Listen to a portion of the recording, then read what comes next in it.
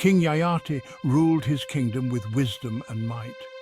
He had everything a king could desire: palaces, wealth, beautiful queens and powerful sons. Yet as Yayati approached his 100th year, a shadow fell upon his heart. His body, once strong and vibrant, began to weaken. The inevitability of death, a spectre he had kept at bay with his ambitions and conquests, now stood before him.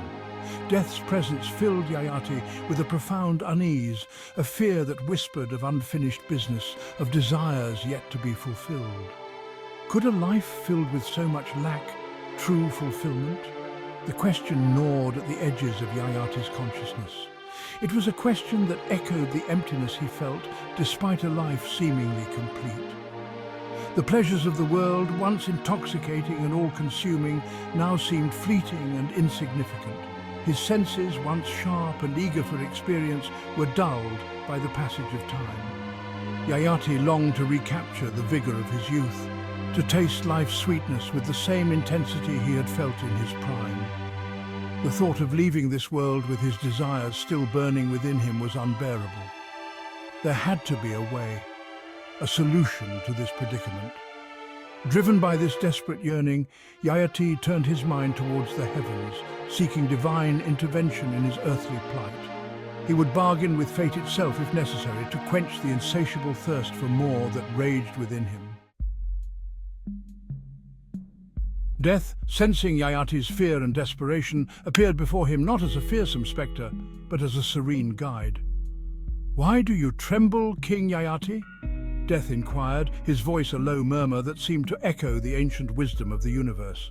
Yayati, mustering a flicker of his old regal bearing, confessed his fear. "I am not ready to surrender to your embrace, O Death. I yearn for more time, more experiences, more life." Death listened patiently, his expression unreadable. When Yayati finished, Death spoke, his voice devoid of judgment. "Time, King Yayati, flows in one direction. It cannot be stopped nor reversed." However, he continued, and in that however lay a glimmer of hope. There might be an alternative. Death proposed a deal.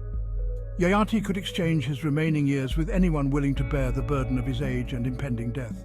The offer, though unconventional, held a certain logic. Life, Death seemed to imply, was a balance.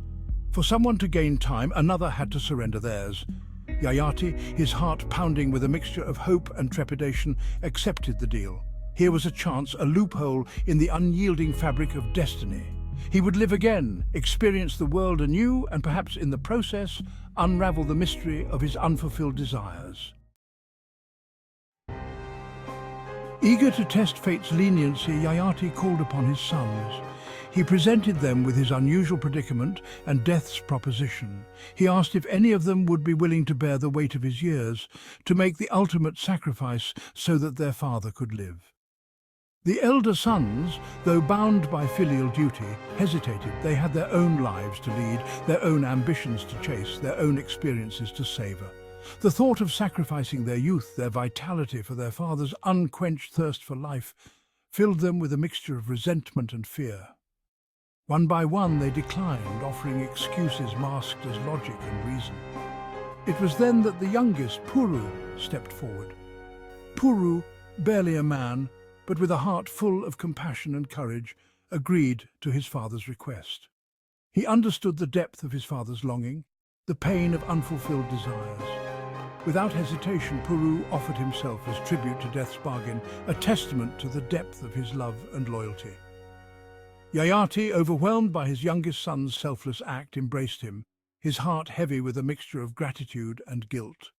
As Puru took upon himself the frailties of his father's age, Yayati was infused with the vigor of youth. The world shimmered anew, filled with possibilities. He had been granted a second chance, a chance to chase his desires, to finally find contentment. With Puru's youth coursing through his veins, Yayati threw himself into the world with renewed fervor. He indulged in every pleasure, conquered new lands, amassed even more wealth, and took many wives. He lived for 1,000 years, experiencing all that life had to offer, tasting every fruit, scaling every mountain, swimming every ocean. Each new experience brought with it a fleeting sense of satisfaction, a momentary reprieve from the nagging emptiness that lingered within him.